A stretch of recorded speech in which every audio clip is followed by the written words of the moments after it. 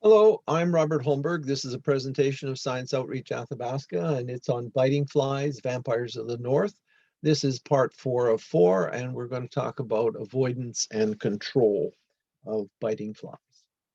So on part 1, we talked about what are biting flies, why are they important. Part 2 was on mosquitoes. Part 3 was on various other groups of biting flies, and this is what we're talking about in this presentation. So how to avoid being bitten? Well, 1 is habitat modification, and 2 is on shelters, and 3 is individual protection. So the advice that I give for B and C also applies to other biting insects like bugs of various kinds and ticks. So habitat modification. What we're trying to do is remove potential habitats for the larval stages. And this is a World War II poster saying if you keep down your ruts and potholes and things, you'll reduce your populations of mosquitoes. So if you're going to reduce biting fly populations, the best thing to do is to eliminate the larval stages rather than trying to attack the adults. The adults are mobile and difficult to kill. The larval stages are far more concentrated and easier to deal with. So the best thing around houses is to remove standing water where they can breed, such as covering your rain barrels, cleaning out your eaves troughs, removing old tires and things that can accumulate water, because often they only need a couple of weeks to go through a life cycle when it's warm. The other thing you can do is to avoid tall grass around the houses and barns so that the adults would rest during the day in moist areas. And if you cut the vegetation, it will remove the places where they can rest and be close to you or your animals. So you want to water your livestock away from the edges of water bodies to prevent hoof prints, because in a single hoof print, you can get several dozens of mosquitoes emerging.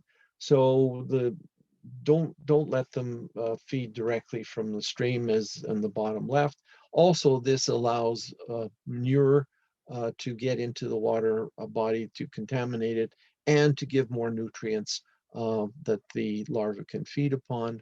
So what you should do is pump water away onto a drier area and into a trough of some kind, as shown on the right. And for musket flies, if you compost the manure as soon as possible, the high temperatures will kill the larval stages. And then you can drain low-lying areas. This is a normal field that in flood times is covered with water, and it's temporary. So you want to remove those sorts of things. But on the other hand, we want to conserve wetlands. So if it's a true wetland and not used as farmland, it would be good to conserve that for diversity and all kinds of other things. So here's a question for you to consider. Which aquatic habitat will produce more mosquitoes per unit area? The permanent pond on the left or the roadside ditch? So think about that for a sec.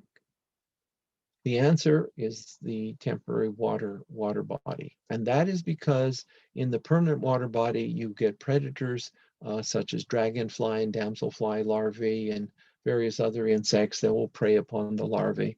And in the temporary pools, you don't have that, and the mosquitoes can move in and proliferate quite readily. Now, you can also, this takes permission, but mosquito fish are one of the predators that have been introduced in various parts of the world to eat mosquito larvae. So the second way of avoiding being bitten is shelters. So you want tight-fitting doors and windows with screens, with small enough mesh so that they can't penetrate. And that's for permanent buildings, but also for camping. You want a screened kind of tent. This is just showing the inner screen. Then a tarp-like affair would go over top of this to prevent rain from getting in. But also you can see it's got a sewn-in floor, and this will eliminate most biting flies from getting at you.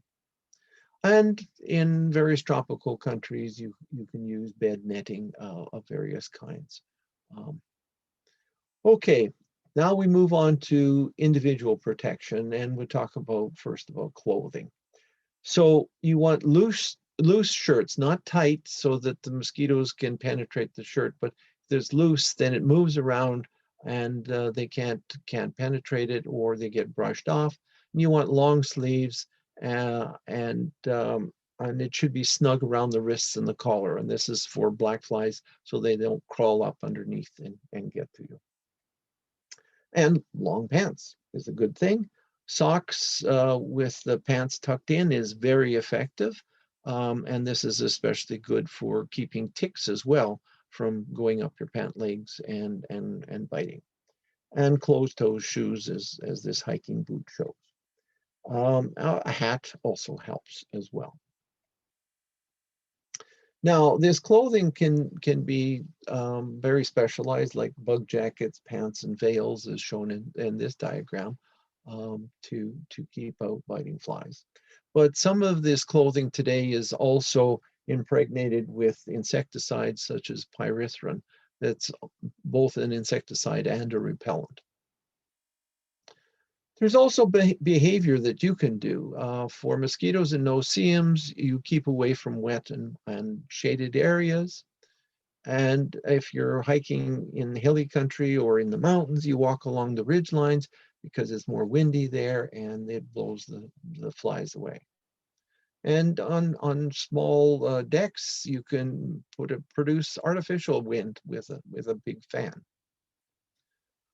Okay, in this diagram, which is exaggerated, we have this man and woman and cow, and the man and cow are being inundated with biting flies, and the woman is not paying attention to my advice of long sleeves and long pants, but she's not affected. And that's the reason for this thing is she's got light colored clothing and also hair.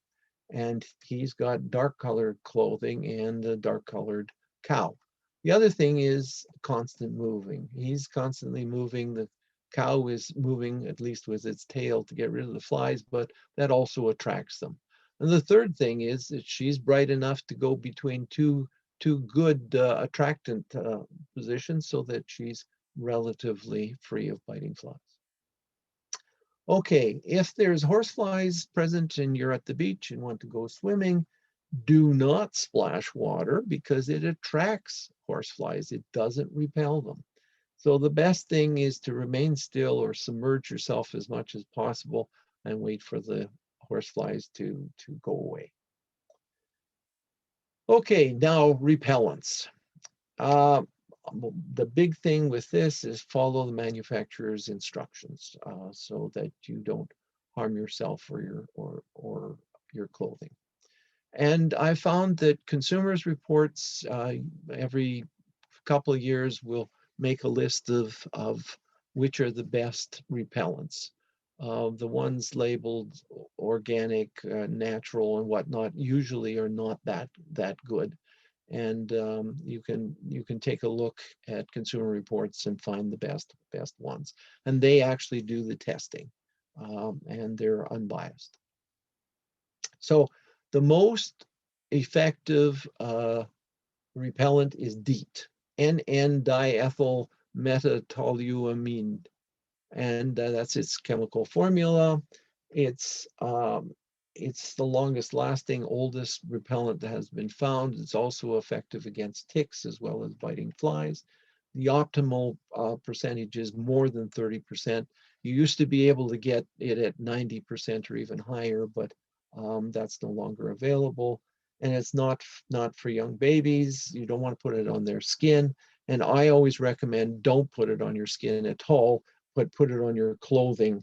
But you have to be careful about synthetics because most synthetics will deteriorate with it. And it's very destructive to plastics, such as found in sunglasses. But on the other hand, it's the most effective repellent that we have. This is another one, picaridin, and that's its chemical name and formula. It's a synthetic modeled after a compound found in the black pepper plant. Its optimal concentration is 20%. Here's the third one, oil of lemon eucalyptus, with its chemical formula, name and structure. It's a naturally occurring compound extracted from a gum eucalyptus tree. Eucalyptus trees are fairly toxic to all kinds of insects, and so that's what it's from. The optimal concentration is 30%. And be careful of what kind of spray you buy. These guys didn't read the label, and they got a compound called on rather than off. Gary Larson makes great cartoons. Anyways, livestock and pet recommendations. So provide good quality food and water in a well-drained areas is good. Allow them to move into windy conditions and away from wet areas. Provide bedding so they can lay down and cover their bellies. Provide shelter, especially at birthing or calving times. Remember that black flies and horse flies won't enter dark areas or buildings. And time births to avoid most biting flies. And this is what was done in the Athabasca area. Artificial insemination procedures were timed so that the birthing occurred before or after the majority of black flies emerged. And the old remedy of using smudges, because smoke is a good repellent. And you can, in the long term, you can think about genetics. If you're getting cattle, then you think about the coat color. Darker colors attract more biting flies, but also the length of the hair and density of the hair, the ability to quiver the skin to remove horse flies and things like that, and the resistance to allergic reactions. And I always recommend that insecticides are the last option. Do everything else first. Now, traps. There are all kinds of traps that are used to catch biting flies. So the traps on the left are for black flies. The tripod on the right with the black ball is a Manitoba horsefly trap. There's a Malaise trap. There's a light trap. But these traps are not effective for reducing populations, only good for monitoring populations. So studying what species occur, when they occur, life cycles and things like that. But there are some traps on the market commercially available. And the ones that I would say that if you're looking for traps, the ones that are effective have one, a light source, like this one has electrical cords which would turn on a light. It has a heat source. It uses propane for producing heat, and a chemical attractant. This one uses carbon dioxide from the propane, but it can also use various compounds that are attracted to biting flies, like ammonia, lactic acid, and octanol. There's several compounds that are available and specific. But you need three attractant mechanisms to be effective, and they only are effective in a limited area. So I don't recommend these kinds of traps. These that only have a light to attract flies and biting flies, and then electrocute them or poison them with an insecticide. If they're at all useful, they're only useful in enclosed place like a barn. The ones with insecticides especially are not recommended for eating areas because of possible food contamination. But also the electric ones will produce dead flies that can get into your food as well. Then the big thing about these that I don't like is that they kill more beneficial or benign insects than they kill biting flies. And there's various devices that produce sounds that are supposed to attract or repel insects, and there's no good research to prove that they're at all effective. So again, I don't like advocating insecticides against adults. It should be the last option. They contaminate environments, they kill non-target organisms. And one of the things that people don't realize is you can use a space insecticide and kill off a whole pile of, say, mosquitoes, and then overnight other mosquitoes move in with the wind, and they can easily move 20 kilometers in a night. So it's ineffective. And there's insecticide resistance is becoming quite common. But this is a long used thing that's used in various places. These mosquito coils, they have a sawdust-like compound, and they burn, and they have pyrethrins, which is an insecticide as well as a repellent. And they've been used for a long period of time. There's also systemic insecticides that are applicable to cattle and to pets.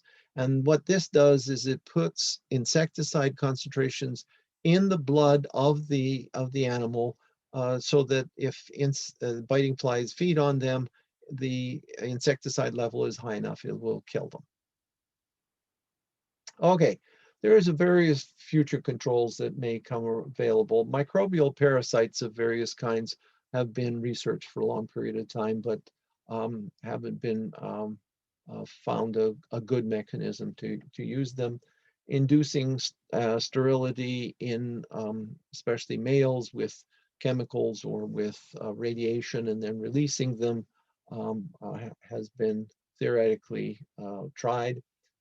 And altering genetics to make the flies resistant to disease organisms. So you'd still get bit, but you wouldn't have the disease spread. And then there's this futuristic idea of using cameras and mini lasers to attack them. Not for a long while. Okay, so if you get fly bites, one of the best things to do is wash the area with just plain soap and water. That will remove a lot of the problems. And then you can apply calamine lotion or antihistamine cream to stop itching and resist scratching as much as possible.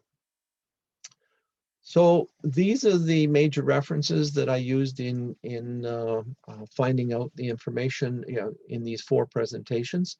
And so they might be available through the internet or your local library to find out more about any of these particular biting flies. Thank you for your attention, and hopefully you will pay attention to some other Science Outreach Athabasca videos.